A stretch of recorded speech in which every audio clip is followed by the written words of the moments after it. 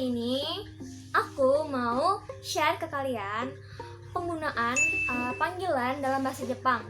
Jadi itu ada beberapa macam panggilan yang biasanya sering digunakan sama orang Jepang. Kalian mau tahu apa itu? Stay tune! Oke guys, nah jadi untuk nama panggilan dalam bahasa Jepang ada yaitu sang.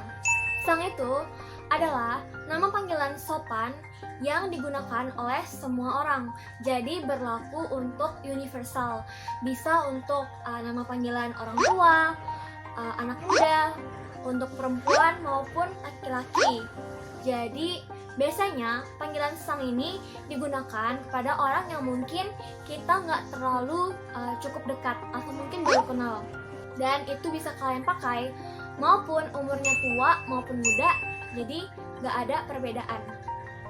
Contohnya kayak aku baru ketemu sama temen nih. Nah karena baru kenal dan tidak terlalu akrab, aku jadi tinggal tambahin namanya sama akhiran sang. Contoh Jessica menjadi Jessica sang. Kalian bisa coba menggunakan ini. Untuk panggilan yang kedua itu adalah Chan.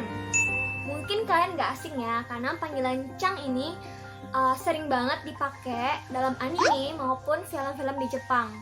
Untuk panggilan Chan ini kayak terkesan seperti untuk anak-anak, tapi sebenarnya panggilan Chan ini bisa dipakai bahkan untuk orang yang udah dewasa.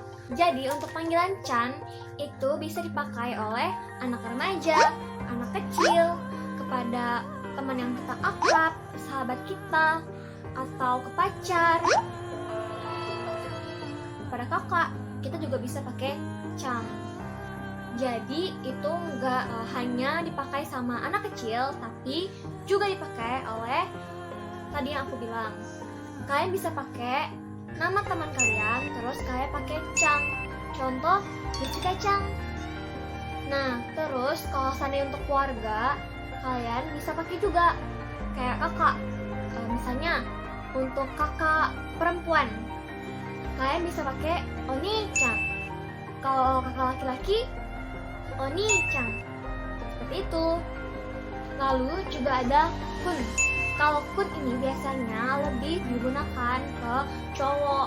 Seperti kayak teman-teman cowok ataupun teman cowok yang dekat itu biasanya pakai kun.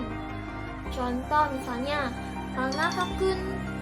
Nah, tapi penggunaan kun ini kalian harus pakai ke teman laki-laki yang kalian kenal ya. Biasanya perempuan yang menggunakan ini ke teman laki-lakinya. Selain itu ada juga nama panggilan yaitu sama. Mungkin kalian juga sering dengar ya kayak di restoran atau di film-film juga. Nah, panggilan sama ini digunakan untuk orang yang mempunyai derajat yang lebih tinggi dari kita, kayak mungkin atasan kita, atau konsumen, atau petinggi-petinggi. Nah, jadi kita memanggil mereka dengan menggunakan kata sama di akhirannya. Oh, selain itu, kita juga bisa pakai sama ini kepada Tuhan. Nah, jadi itu fungsinya untuk meninggikan derajat panggilan yang sangat sopan. Contoh, misalnya kayak kalian di restoran, terus waitersnya tuh kayak bilang, irasaimase, okek sama itu dari kyaku, itu artinya pelanggan. Sama itu untuk panggilan hormatnya, jadinya okek sama itu untuk panggilan pelanggan. Selain itu kita juga bisa pakai untuk misalnya Tuhan, menjadi kami sama, dari kami yaitu Tuhan dan ditambah panggilan sama. Selain itu kita juga bisa panggil yang tadi seperti menteri dan sebagainya. Tapi guys, yang lucunya lagi, panggilan sama ini sebenarnya bisa dipakai ketika kita membuat candaan ke teman kita. Kayak mungkin ya teman kita yang setara sama kita dan kita mau ngejokes nih, nah kita bisa pakai sama gitu.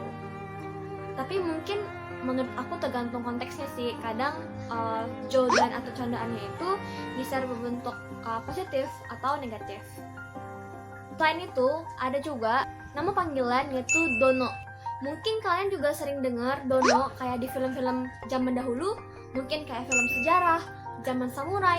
Kata Dono, panggilan ini itu sering banget digunakan di zaman-zaman samurai ya. Jadi, panggilan Dono ini biasanya dipakai kepada atasannya, yaitu kayak penguasa negeri, penguasa daerah.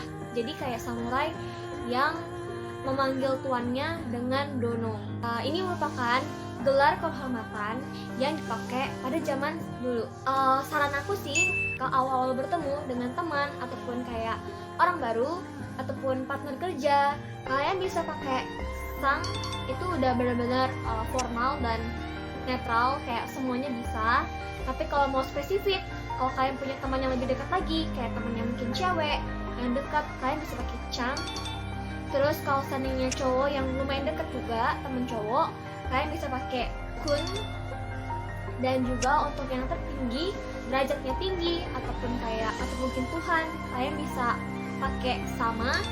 Tapi kalau mungkin kayak Dono ya, itu jarang banget sih dipakai dalam kehidupan sehari-hari di Jepang.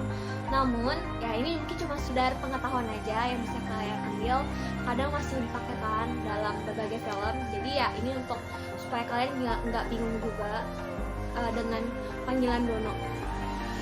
Kebanyakan sih kalau panggilan Dono itu yang aku lihat lebih sering digunakan ke cowok gitu. Karena kebanyakan penguasa daerah itu cowok ya. Itu aja yang bisa aku bagiin. Mite korete, arigatou gozaimasu.